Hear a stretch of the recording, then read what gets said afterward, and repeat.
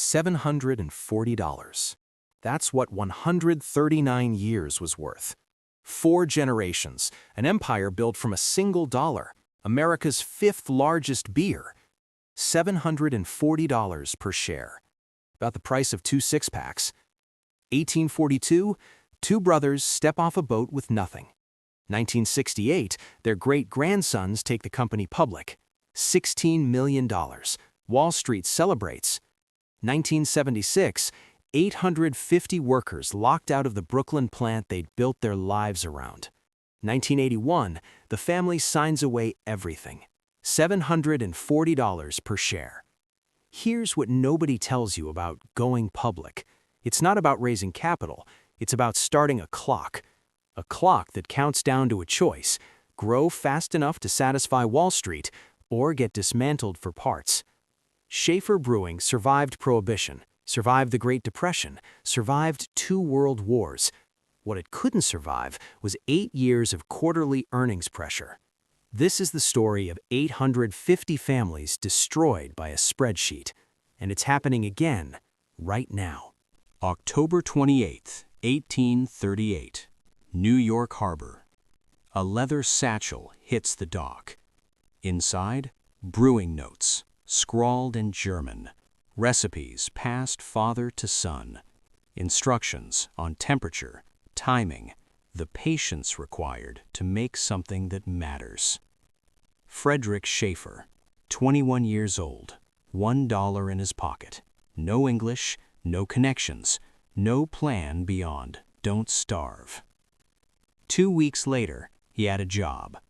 Sebastian Summers ran a cramped brewery on Broadway, English-style ales for city taverns. He needed strong backs. Frederick needed work. The language barrier didn't matter when you could lift barrels. Frederick worked, saved every penny, watched how Summers operated. He learned the American way of business: fast, aggressive, always expanding. Nothing like the guild system back in Wetzlar. He wrote his brother, "Come to America. There's opportunity here." 1839, the same harbor. Maximilian Schaefer arrived with something more valuable than money: a recipe. In Germany, brewers made lager, light, crisp beer fermented cold and aged in caves. Americans had never tasted it. They drank ales, heavy, thick, the tradition brought from England. Maximilian carried the lager formula in his head: specific temperatures, particular yeast strains, the patience required for cold fermentation. Knowledge passed through generations of Wetzlar brewers. The brothers reunited at Summers Brewery, both working, both saving, both waiting. For 3 years, they learned American brewing. Frederick mastered the business side: costs, distribution, relationships. Maximilian perfected production, scaling recipes, managing fermentation, maintaining consistency. By 1842, they had enough. The purchase. The transaction happened quietly, no fanfare, no newspaper announcements. Summers wanted out. Small brewery, thin margins, fierce competition. The Schaefer brothers made an offer. Summers accepted. The exact price remains unclear.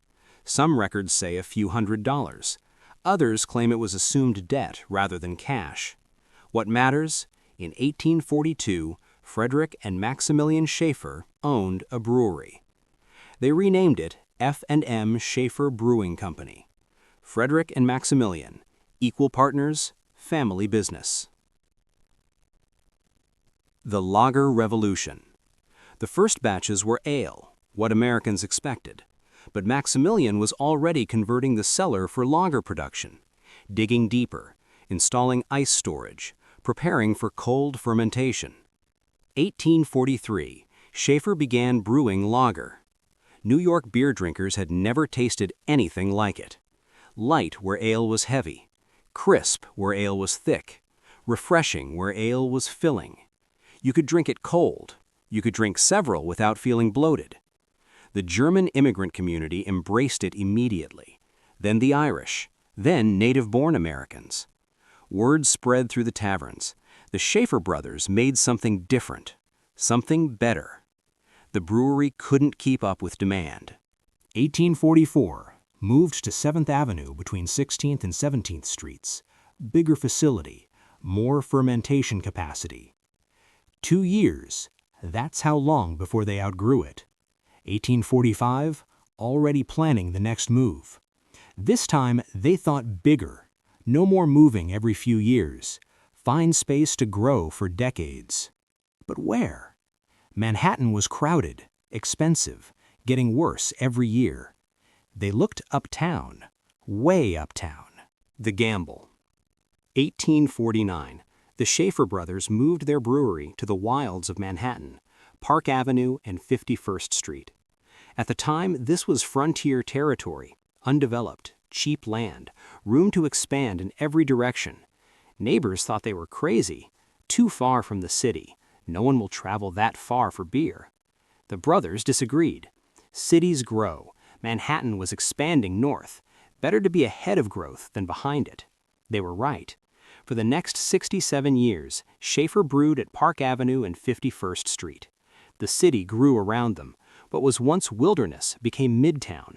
What was once a risk became prime real estate. The brewery expanded. New fermentation cellars, larger brew kettles, more storage capacity, caves along the East River for lagering. 1871, Schaefer ranked as America's 6th largest brewery. 2 brothers, $1, 29 years. But how? The secret: obsessive consistency. The answer wasn't secret recipes or lucky breaks. It was relentless focus on 2 things: quality and consistency. Every batch brewed to the same standard. Every barrel checked personally. Every complaint investigated. If a tavern owner reported off-flavor beer, the brothers wanted to know why. Bad yeast? Contaminated lines? Improper storage? Frederick handled relationships, visited taverns, met owners, listened to complaints, solved problems, made sure Schaefer was always in stock, always fresh, always reliable. Maximilian obsessed over production, tested yeast constantly, monitored fermentation temperatures within degrees, tasted every batch before it shipped. If something wasn't right, he dumped it. Didn't matter how much it cost. Bad beer killed reputations faster than good beer built them. The combination worked. Schaefer became known for something rare in 19th century brewing: consistency. You knew what you were getting, every time, every tavern, every barrel. Word spread beyond New York. Germans in Albany wanted Schaefer, Philadelphia, Boston, Baltimore. The brothers couldn't expand fast enough. Incorporation and modernization. 1878. They incorporated. F&M Schaefer Brewing Company became a joint stock corporation. Still family-owned, no outside investors, but legally structured for growth. 1880. Installed artificial refrigeration. 15,000 tons of ice per year eliminated. Costs dropped. Consistency improved. Production capacity doubled. 1892. Added a bottling department. Previously, Schaefer only sold draft beer to taverns. Now they could sell bottles to grocers, households, hotels. An entirely new market opened. By 1900, Schaefer was a New York institution. The immigrant brothers who arrived with nothing had built an empire. But Manhattan real estate was becoming too valuable for factories. The next move would define the company for the next 76 years. 1914. The decision that changed everything. Park Avenue and 51st Street had become Manhattan's most valuable real estate. The brewery sat on land worth millions, far more than the beer it produced. Developers circled. Offers arrived weekly. Rudolph J. Schaefer, Maximilian's son, now running the company, faced a choice: stay in Manhattan and watch property taxes consume profits, or sell and move. He sold. St. Bartholomew's Church paid $1.5 million for part of the Park Avenue site. For a brewery, that was generational wealth. enough to build something spectacular, enough to plan for the next century. Rudolph looked across the East River to Brooklyn. Brewers Row. Williamsburg was brewery country. Brewers Row, they called it. A dozen German breweries within a few blocks, all drawing from the neighborhood's immigrant workforce. The area had everything breweries needed. Cheap land on the waterfront, access to the river for shipping, dense population of potential workers who could walk to the factory. 1915, Rudolph purchased a massive tract at 430 Kent Avenue, directly on the East River, bounded by South 9th and 10th Streets. Room for the largest brewery Schaffer had ever built. He hired the best architects, specified the most modern equipment, designed for efficiency, expansion, and durability. The new Brooklyn plant would be state-of-the-art. 1916, construction completed. The move happened over several weeks. Barrels, equipment, workers, everything crossing the river to the new facility. The timing was almost perfect. 4 years later, Prohibition began. January 17, 1920, the Volstead Act took effect. Manufacturing, selling, and transporting alcohol, illegal. Overnight, thousands of American breweries faced extinction. Most closed immediately. Some tried bootlegging. A few converted to other products and failed. The industry collapsed. Schaefer survived. Rudolph J. Schaefer had a plan. More importantly, he had capital from the Manhattan sale and a brand new facility that could manufacture more than just beer. The survival strategy. The Brooklyn plant began producing near beer, alcoholic content under 0.5%, technically legal, Schaefer's Special Brew. Nobody liked it. Everyone bought it anyway, sometimes boiling it with added ingredients to approximate real beer. The company also manufactured dyes, industrial ice, soft drinks, malt syrup, sold to households, officially for baking, actually for home brewing. These products didn't make Schaefer rich, but they kept the lights on, kept the plant running, kept workers employed. Most importantly, kept the brand alive. Rudolph never borrowed money, never mortgaged the brewery, never compromised on quality for the near beer, even though it was terrible. Because when Prohibition ended, reputation would matter. He planned for repeal from day one. Generational transition. 1927, Rudolph J. Schaefer died. His son, Rudolph J. Schaefer Jr., third generation, became president at age 27. The younger Rudolph continued his father's strategy: survive Prohibition, prepare for the future, maintain quality above all. 1933, Congress voted to end Prohibition. April 7th, 3.2% beer became legal. Schaefer was ready. While other breweries scrambled to restart operations, Schaefer launched a massive advertising campaign. The message was simple: our hand has never lost its skill. It was brilliant. It acknowledged the 13-year gap while asserting continuity. It promised that Schaefer beer would taste exactly as it had before Prohibition, because the same family, the same brewers, the same standards had been waiting. April 7, 1933, Schaefer beer returned to New York taverns. People lined up. The brewery that never stopped running during Prohibition now ran at full capacity, 3 shifts around the clock. The new Brooklyn plant proved its worth: vast fermentation cellars, efficient bottling lines, modern refrigeration, everything built for scale. 1938, 1 million barrels annually. 1944, 2 million barrels. The growth wasn't accident, it was the result of fanatical consistency. Every morning, brewmasters tasted the previous day's batches. Every complaint from a tavern owner triggered investigation. Every barrel of off-spec beer dumped.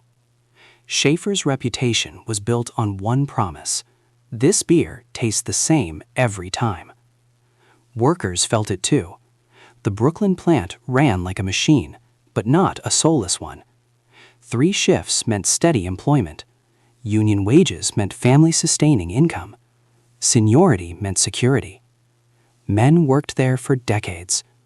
Walk to work in Williamsburg. Clock in, brew beer, clock out. Walk home. Repeat. 20 years. 30 years. Fathers brought sons. Brothers worked alongside brothers. The plant never slept.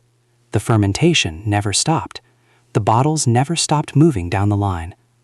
And the brand became synonymous with New York itself. 1951, Schaefer became the official beer sponsor of the Brooklyn Dodgers. At Ebbets Field, a massive Schaefer sign dominated the scoreboard. When a batter reached base, either the H or the E lit up, hit or error.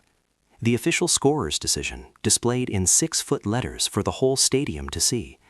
It became iconic. Fans watched the Schaefer sign as much as the game. Arguments about hits versus errors mentioned the beer company by name. When the Dodgers played, Schaefer was there. 1964-1965. The New York World's Fair arrived at Flushing Meadows. Schaefer sponsored the Schaefer Center, a massive restaurant and exhibition space. They served dishes made with beer, showcased brewing equipment, hosted thousands of visitors. The message, Schaefer was New York's beer. 1968-1976. The Schaefer Music Festival took over Central Park's Woolman Rink every summer. The biggest names in music, rock, jazz, soul, performed in a venue sponsored by a beer company.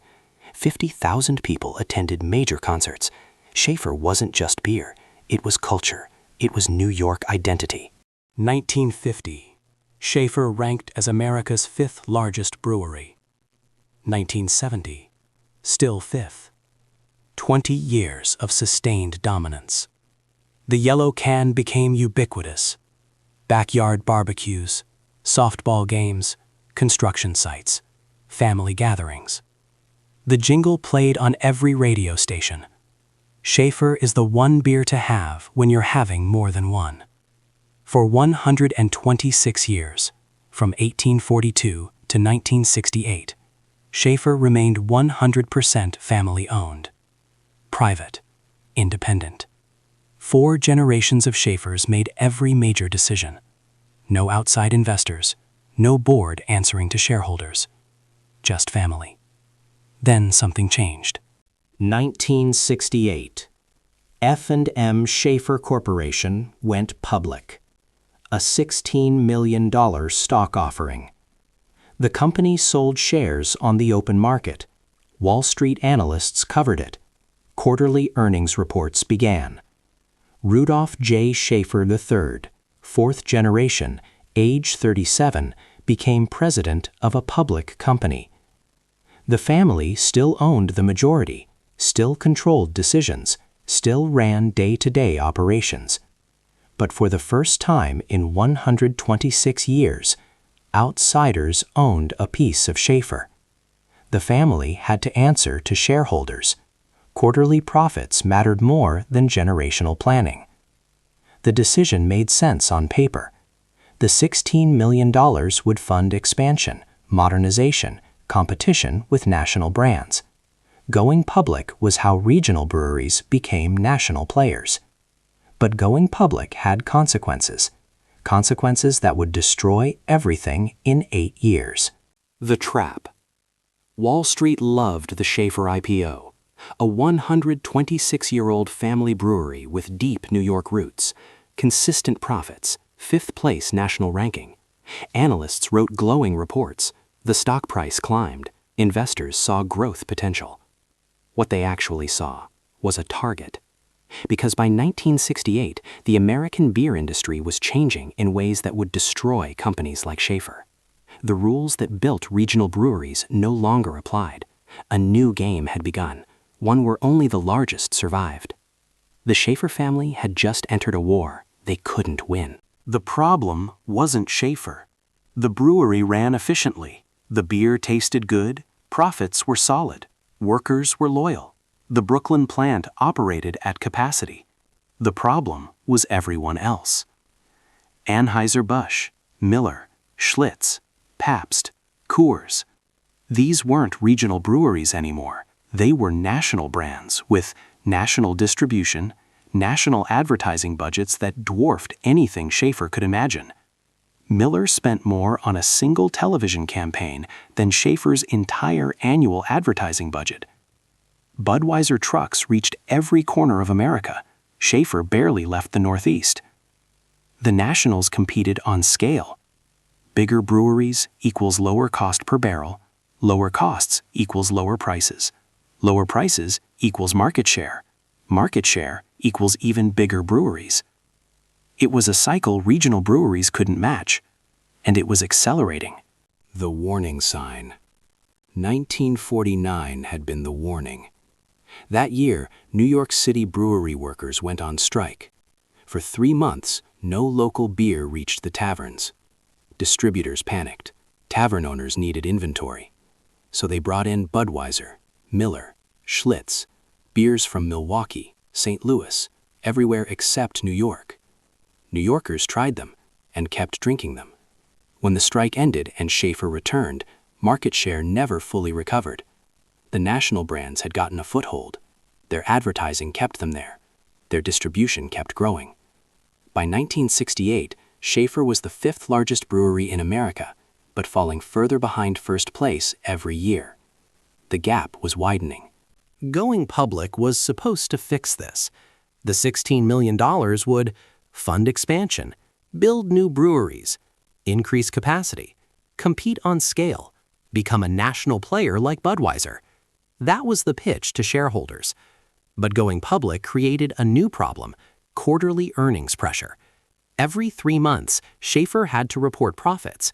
If profits fell, the stock price fell.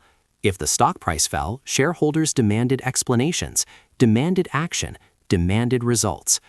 The family still controlled the company. They owned the majority of shares. But they now answered to minority shareholders who only cared about one thing: return on investment. Long-term planning met short-term pressure. Regional excellence met national ambition. Family loyalty met Wall Street expectations. Something had to give. Before going public, decisions were simple. Is this good for Schaefer? Does it maintain quality? Does it protect workers? Does it secure the next generation? After going public, new questions appeared. What do the analysts expect? What will this do to the stock price? What's the quarterly earnings impact? The family was still there. Rudolph J. Schaefer III, 4th generation, running the company his great-grandfather built. But now, CFOs presented financial projections, investment bankers offered growth strategies, consultants analyzed market share. The advice was unanimous: expand or die. Regional breweries were dying across America, falling to nationals, getting acquired, going bankrupt. The consultants had data, charts, projections, all pointing to the same conclusion. To survive, Schaefer needed to grow. To grow, Schaefer needed scale. To achieve scale, Schaefer needed new capacity. The Brooklyn plant wasn't enough. The math. The numbers made the problem clear. Brooklyn plant. Built 1916. Now 52 years old. Still functional, but aging. Operating costs climbing every year. New York City costs. Labor. Expensive. Unionized. Demanding raises. Utilities. Climbing faster than revenue. Taxes. Punishing manufacturers. Meanwhile, other states were offering incentives. Cheap land. Low taxes. Non-union labor. Modern infrastructure. Pennsylvania was particularly aggressive. The Lehigh Valley near Allentown wanted breweries. They offered tax breaks. They offered land at below market rates. They promised cooperation from local government. The cost difference was staggering. Brewing beer in Brooklyn cost nearly twice as much per barrel as brewing in Pennsylvania. Same recipe, same equipment, same beer. Twice the cost. From a Wall Street perspective, the decision was obvious. Build a massive, modern, efficient plant in Pennsylvania. Consolidate production. Close expensive satellite breweries. Maximize margins. Report better quarterly earnings. It made perfect financial sense. The math. The numbers made the problem clear. Brooklyn plant. Built 1916, now 52 years old. Still functional, but aging. Operating costs climbing every year. New York City costs. Labor. Expensive. Unionized.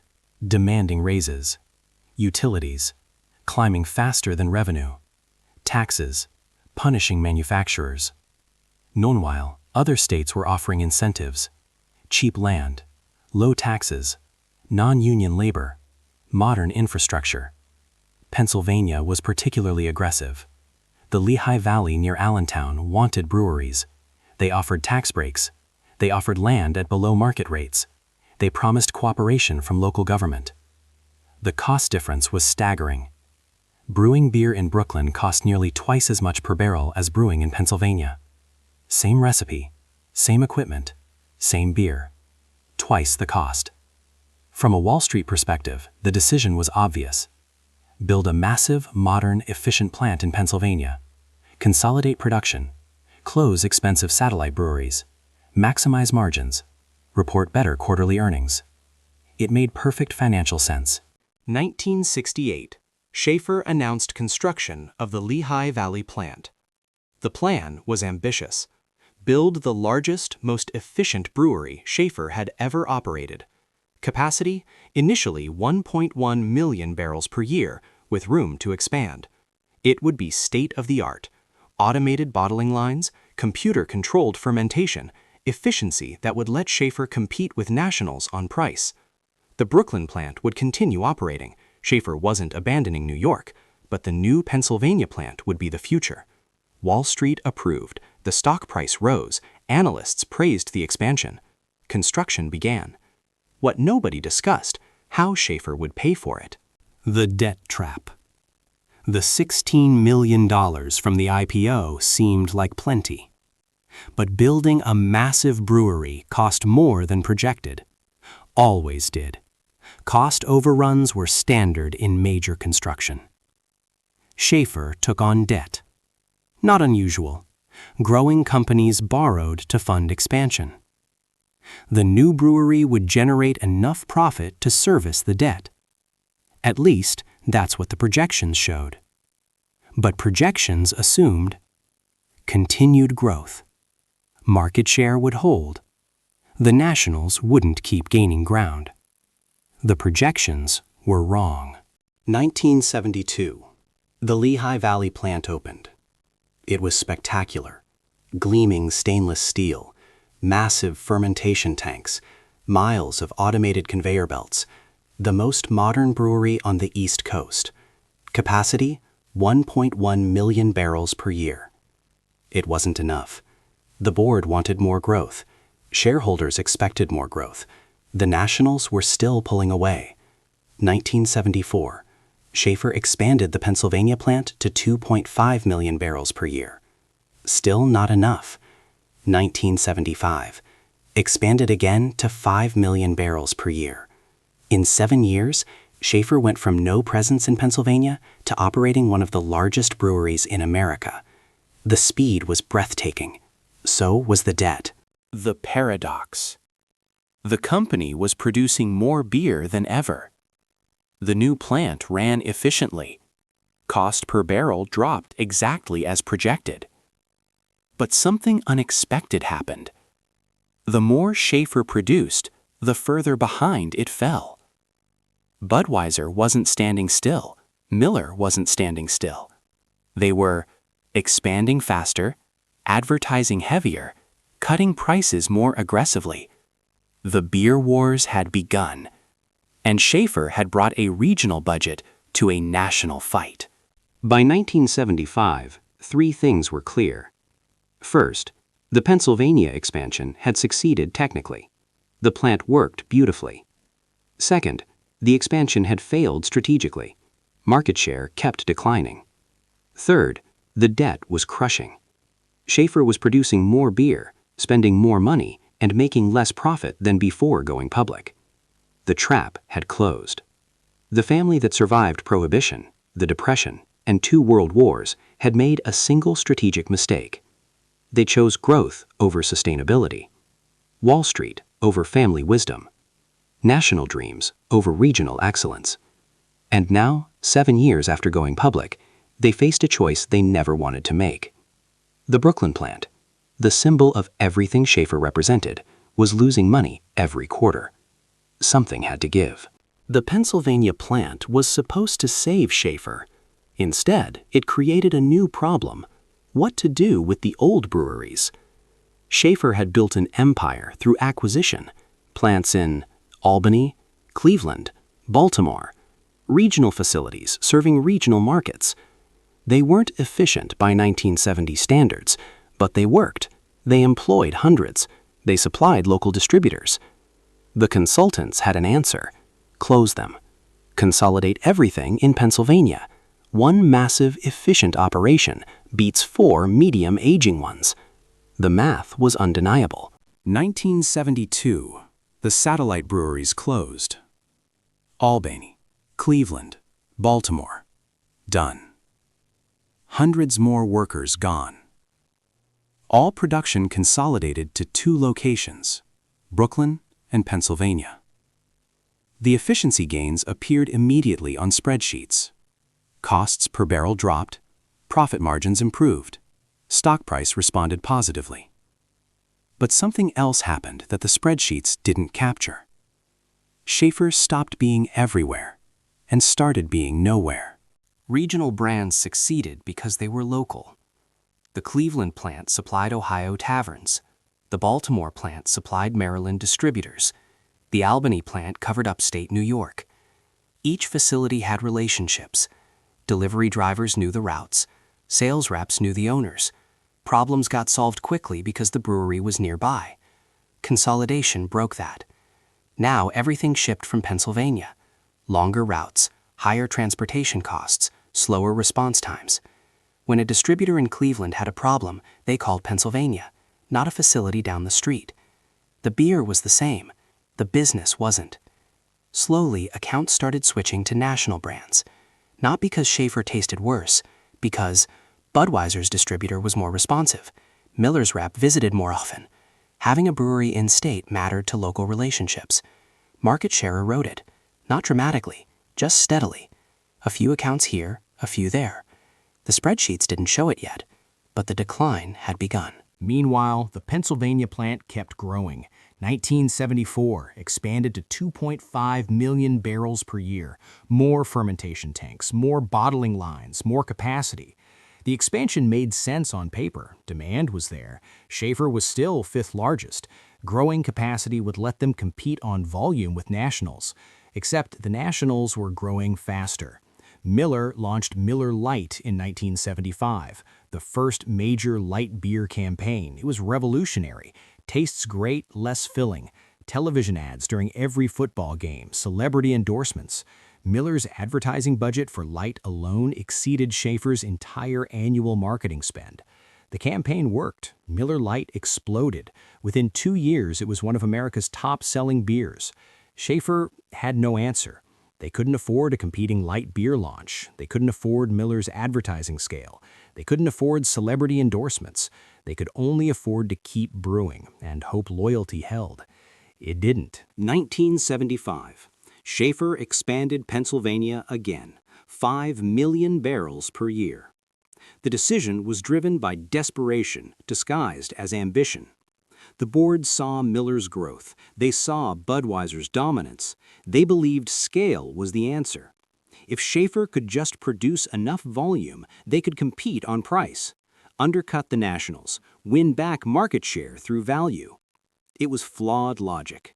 The nationals weren't winning on price. They were winning on marketing, distribution, brand perception, being everywhere at once. Schaefer was fighting the wrong war.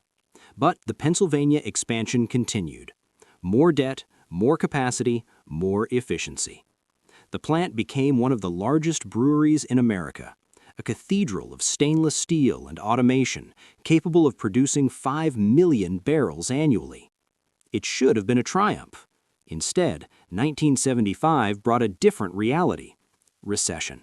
The oil crisis of 1973-74 had triggered economic collapse. By 1975, unemployment was rising, consumer spending was falling, people were buying less beer, and when they did buy, they bought cheaper options. The Nationals could afford to drop prices, they had scale, they had marketing budgets to maintain brand perception even while discounting. They had distribution so efficient that thin margins still meant profit. Schaefer had none of that. The Pennsylvania plant was efficient, but only at capacity. Running at 60% or 70% capacity meant those efficiency gains disappeared. Fixed costs stayed the same, labor costs stayed the same, debt payments stayed the same, revenue fell, costs didn't. The trap tightened. By 1976, the financial reality was undeniable. Schaefer was producing more beer than ever, thanks to Pennsylvania, but making less money than before the expansion. The debt from building and expanding the Lehigh Valley plant demanded service. Interest payments consumed profit. The Nationals kept gaining market share. Miller, Budweiser, Coors expanding east. And then there was Brooklyn. The Brooklyn plant, built 1916, now 60 years old, was hemorrhaging money. Every quarter, the CFO presented the same numbers.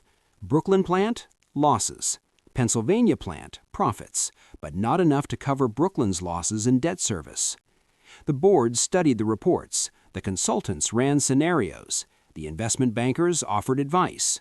Every analysis reached the same conclusion. Brooklyn was the problem. Not because the plant didn't work, it did. Not because the beer was bad, it wasn't. Not because the workers were unproductive, they were loyal, skilled, efficient. Brooklyn was the problem because of math. Labor costs. New York City unions negotiated hard. Wages were 40% higher than Pennsylvania's. Benefits were better. Job protections were stronger. Utility costs. New York City electricity cost twice Pennsylvania rates. Natural gas cost more. Water cost more. Taxes. New York City property taxes on industrial facilities were punishing. State taxes were high. City taxes were higher. Maintenance. A 60-year-old facility needed constant upkeep. Boilers, pipes, electrical systems, everything aging simultaneously. Compliance. New York City environmental regulations were strict. Safety inspections were frequent. Every violation meant fines. The plant was obsolete, not because it couldn't brew beer, but because it couldn't brew beer profitably. Pennsylvania produced the same beer for half the cost per barrel. The spreadsheets were brutal. The board debated for months. Some argued for modernization, invest in Brooklyn, update equipment, improve efficiency. The plant was a symbol. Schaefer's identity was tied to Brooklyn. Others pointed to the debt. The company didn't have money to modernize Brooklyn. They'd already borrowed heavily for Pennsylvania. Banks weren't offering more loans. Shareholders were getting nervous about quarterly losses. The three options.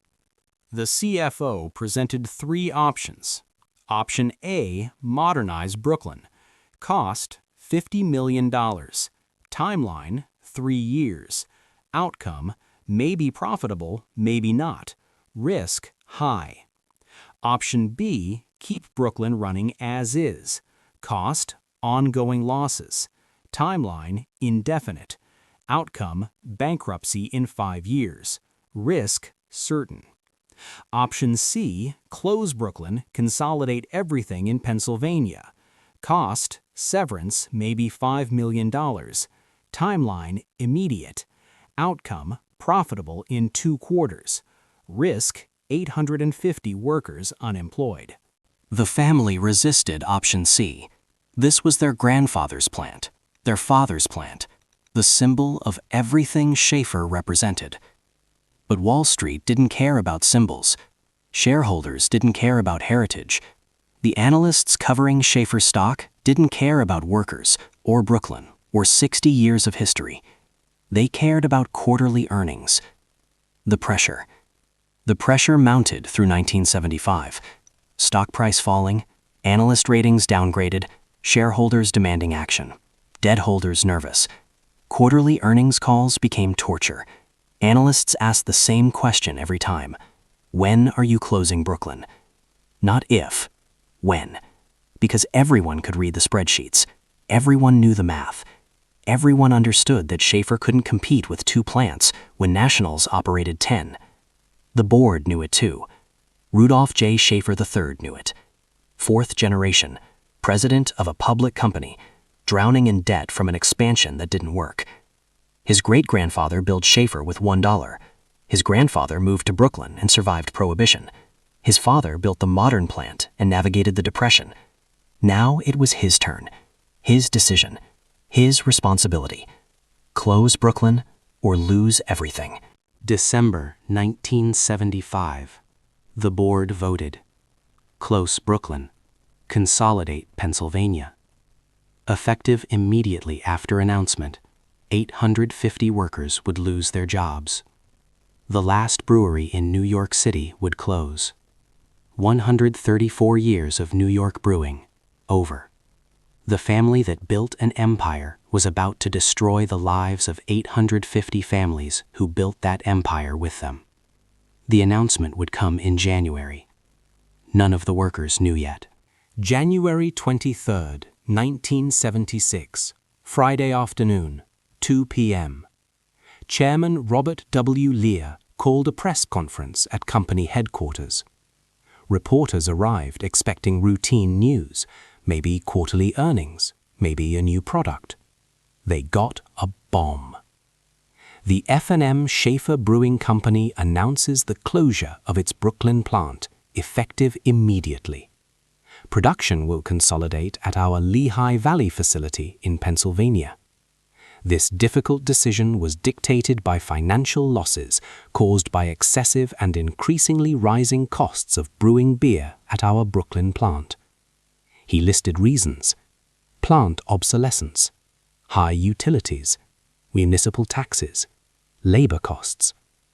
He didn't mention Pennsylvania expansion debt, national competition, Wall Street pressure. He announced 850 workers would lose their jobs. Then he took questions. 3 p.m., Brooklyn plant, 430 Kent Avenue. Workers were called to an emergency meeting. Shift supervisors gathered everyone on the main floor. Day shift, swing shift, workers pulled from their stations. Something big, nobody knew what. Rumors spread. New contract? Safety violation? Equipment upgrade? The plant manager stepped forward, face grim, hands shaking slightly. The company has announced the closure of this facility. Silence. Then chaos. What? When? Are you serious? Effective immediately. Production winds down over 6 months. By summer, this plant closes permanently. What about our jobs? Transfers available to Pennsylvania for some employees, severance for others. HR will meet with everyone individually. How many transfers? Maybe 150 positions. 850 workers, 150 transfers, 700 gone. The room exploded, shouting, cursing. Some men walked out immediately, some stood frozen, some started crying. 20 years, 30 years, their fathers worked here, their brothers worked here. Gone. Ed Bogensberger heard the news on the floor. Almost 25 years at Schaefer. Skilled worker, good reputation. His brother John had worked Baltimore before that plant closed too. The supervisor found him. You're young enough, skilled enough, you'll get a transfer offer. Ed should have felt relieved. He had a job. His family wouldn't starve. Instead, he felt sick. He loved working in Brooklyn. The walk to work, the neighborhood, the guys he'd worked with for decades, the culture. Pennsylvania was suburbs, cars, strangers, a modern plant with no soul. But what choice did he have? He'd transfer. He'd uproot his family. He'd leave everything behind, because the alternative was unemployment. Frank Mills, 20 years, responsible for tank cleaning, physical work, dangerous work, skilled work. He was 54 years old. The supervisor didn't look at him when delivering the message. "We'll let you know about transfer eligibility." Frank knew what that meant. Too old, too specialized, too expensive to relocate. He was done. 20 years before that, Peel's Brewery, until it closed. His father came from Austria, worked Rheingold Brewery his whole life. 3 generations of brewing ended. Frank went home that night and told his family. His son saw something he'd never seen before. His father, heartbroken. Not angry, not scared. Heartbroken. The company he'd given 20 years destroyed his future with one announcement, and there was nothing he could do about it. Philip Vega was younger, maybe early 30s, hired during the expansion era. He had a daughter, Millie, young, elementary school aged. Philip heard the news and made calculations. He wasn't getting a transfer, not senior enough, not skilled enough. Severance would be minimal. What else could a brewery worker do? Over the next weeks, Philip started looking, sending applications, checking want ads, growing desperate.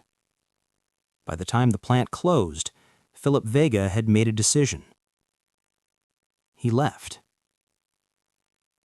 Left Brooklyn, left New York, left his daughter. Where did he go? Nobody knows. Millie would spend the next 23 years searching for her father, posting on brewery history websites, asking if anyone remembered him. Nobody did. Philip Vega, like hundreds of others, simply vanished into America's collapsing industrial economy. The union fought. Emergency meetings, grievances filed, lawyers consulted, demands for better severance. The company's response: take what we're offering or get nothing. We're claiming financial hardship. The union can't force a bankrupt company to stay open. It wasn't technically bankruptcy, but the threat was real enough. The union negotiated, got slightly better severance, got transfer guarantees for 150 workers, got a promise that seniority would determine who got offers. It wasn't enough. It was never going to be enough. 700 workers would still lose everything. The community reacted with grief. Williamsburg was already declining, crime rising, middle class leaving. Now the biggest remaining employer, gone. The last brewery in New York City, an institution since 1842, a symbol of New York's industrial heritage, closed. Local politicians issued statements, condemned the decision, promised to fight, did nothing. The media wrote obituaries, end of an era, last call for Brooklyn beer, Schaefer closes, New York weeps. Nostalgic pieces about the Dodgers scoreboard, the World's Fair, the music festivals, the yellow can at every barbecue, all past tense. Schaefer wasn't dead, it was moving to Pennsylvania. But Brooklyn Schaefer, the real Schaefer, the Schaefer that mattered, that was over. The statement. Rudolph J. Schaefer III issued a statement. This decision was made with great reluctance and only after exhaustive analysis. The Brooklyn plant has served us well for 60 years, but economic reality demands consolidation. We must ensure Schaefer's survival for future generations. Noble words. But 850 workers read between the lines. Economic reality, Wall Street pressure. Consolidation, we chose profit over people. Survival, the family would be fine. The workers wouldn't. The statement mentioned Pennsylvania's efficiency, New York's costs, market competition. It never mentioned the $16 million IPO that started this, the debt from expansion, the choice to compete nationally instead of staying regional. It never admitted the family made the wrong choice. The timeline: 8 years from IPO to closure, 8 years from growth to devastation, 850 families would pay for that choice. The family would cash out 5 years later for $740 per share. The workers got severance checks and unemployment. The Brooklyn plant had 6 months left. Then 60 years of brewing finished. 134 years of New York City brewing over. The last brewery in New York City began its final countdown. Announcement: January 23, 1976. Closure: late 1976. In between, 8 months of slow death.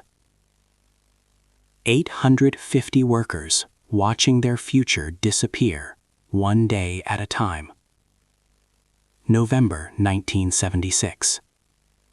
Nobody recorded the exact date. The company didn't announce it. No press release. No ceremony. No final shift celebration. The last day of the Brooklyn Schaefer plant happened quietly. Deliberately quietly. Because spectacle meant attention. Attention meant questions. Questions meant accusations. Better to let it die in silence. The final week. By November, maybe 50 workers remained, down from 850 in January. The bare minimum to shut down properly. Maintenance crews. A handful of brewers finishing final batches. Supervisors overseeing equipment removal. Contractors preparing the building for mothballs. The plant that once never slept now echoed with emptiness. Entire floors dark. The bottling line frozen mid-operation, unplugged weeks ago. The massive fermentation tanks drained, cleaned, waiting for auction buyers. The workers who remained walked through a corpse. The parking lot told the story. Once packed with 850 cars across 3 shifts. Now maybe 30 vehicles scattered across empty pavement. Inside, the silence was wrong. For 60 years, this building roared. Machinery humming, bottles clanking, forklifts beeping, workers shouting over the noise. The constant sound of production. Now, footsteps echoing in empty corridors, dripping water from drain pipes, wind through broken windows. Vandals had already started. The absence of sound was deafening. The brew house, the heart of the operation. Massive copper kettles, built 1916, polished by generations of workers. Each one held thousands of gallons. Now, cold, empty, silent. No steam rising. No malt smell. No heat radiating from active brewing. Just hulking nettle monuments to what used to be. A worker walked through Tuesday morning. His father had worked these same kettles. He'd started here at 18, now 42. 24 years in this room. He ran his hand along the copper. Still smooth. Still beautiful. Still functional. But dead. The kettles would be sold at auction. Probably scrapped. The copper worth more melted down than as brewing equipment. Everything ends up as scrap eventually. The fermentation cellar stretched the length of the building. Rows of tanks, each 50 feet tall, holding beer at precise temperatures for weeks while yeast worked. These tanks were Schaefer's secret: perfect temperature control, perfect timing, perfect consistency. That's why Schaefer tasted the same every time. These tanks, this cellar, 60 years of accumulated knowledge about exactly how long, exactly how cold, exactly when to transfer to the next stage. Knowledge that couldn't be written down. Knowledge that existed in the hands and instincts of brewers who'd done it 10,000 times. Knowledge walking out the door. The Pennsylvania plant had newer tanks, better automation, computer controls. But it didn't have this, the accumulated wisdom of 3 generations, the tiny adjustments masters made by feel, the way certain tanks fermented slightly different and required compensation. All of that, gone. Wednesday. A supervisor walked the cellar one last time. His grandfather had worked here when it opened in 1916. His father worked here through Prohibition. He'd worked here 35 years. 3 generations. This room. These tanks. He'd accepted a Pennsylvania transfer. He'd train new workers on computer systems he didn't fully understand. But this was brewing the old way, the right way. He touched each tank. 32 tanks. 60 years. Billions of gallons. Silent now. The final batch. The last beer was brewed in August, fermented in September, bottled in October. November was just cleanup, maintenance, shutdown procedures. But some workers insisted on one final batch. Not for sale, not for distribution. Just a last batch. Brewed the old way, by hand, with care. They did it Thursday. Maybe 20 workers showed up who weren't even on the schedule anymore. Former employees, retired workers, men who'd heard through the grapevine. This was the last week. They brewed one final kettle. Nobody authorized it. Nobody supervised it. No company official knew. Just workers doing what they'd done for decades. One last time. The beer would never be sold. Probably wouldn't even fully ferment. The plant would close before it finished aging. It didn't matter. They brewed it anyway. Because some things matter more than economics, more than efficiency, more than quarterly earnings. Some things you do because they're right. Morning came cold. November in Brooklyn. Gray sky. Wind off the East River. Maybe 20 workers reported. The absolute skeleton crew. Guys finishing the last paperwork, shutting down the final systems, preparing the building for vacancy. 6 a.m. Clocked in one last time. The time clock would be sold at auction next week. 60 years of punch cards. Millions of clock-ins. Generations of workers. Marking time. One last punch. 5 p.m. The last man out. They walked to the exit together. 15 men who'd spent their lives here. The foreman held the keys. He'd turn them in on Monday. Official closure. They stood outside, 430 Kent Avenue. The sign still visible in the November dusk. F&M Schaefer Brewing Company. Someone asked, "Should we say something?" The foreman shook his head. Already said. They dispersed. Cars pulling away. Men heading home to uncertain futures. The foreman was last. He locked the main entrance, double-checked. The key turned. The bolt slid. Locked. He walked to his car. Didn't look back. Couldn't look back. Behind him, 430 Kent Avenue. Dark. silent, empty. For the first time since 1916.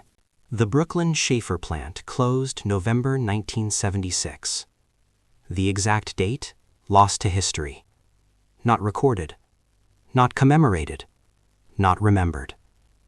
Just one day it was open, the next day it wasn't. 850 workers, gone. 60 years of brewing, finished. 134 years of New York City brewing, over. The last brewery in New York City, closed. What survived Prohibition, the Depression, and 2 world wars, killed by a spreadsheet.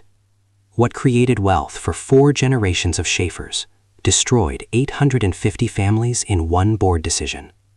What built an empire, ended in silence.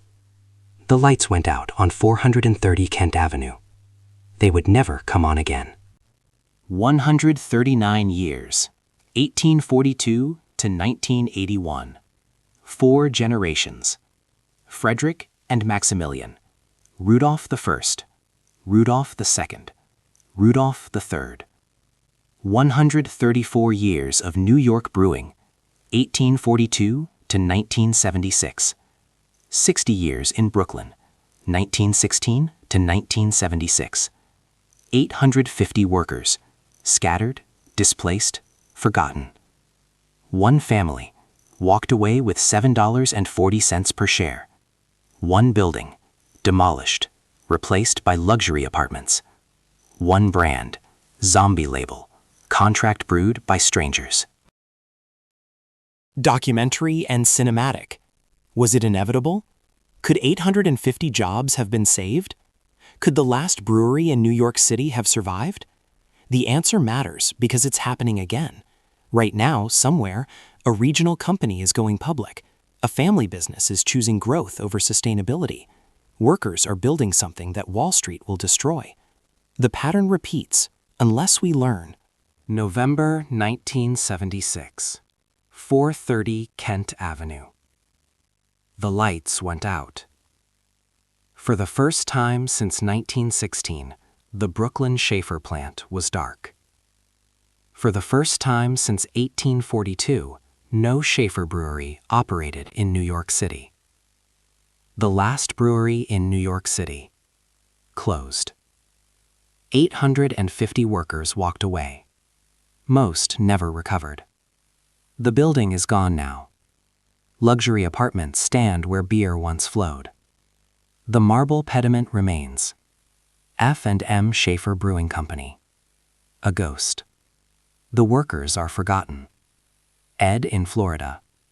Frank dead and heartbroken. Philip still missing. The beer exists. Sort of.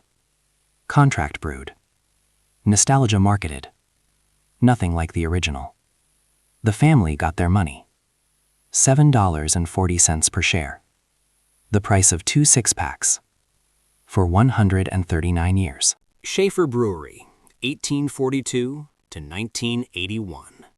The last brewery in New York City. Gone, but not forgotten. Not by the workers who built it, not by the families who lost everything, not by Brooklyn, which still carries the scars. The building is gone, the company is gone, the workers are scattered or dead. But the lesson remains. Some things matter more than growth. Some things matter more than quarterly earnings. Some things, once destroyed, can never be rebuilt. 850 families learned that in 1976. The question is, will we?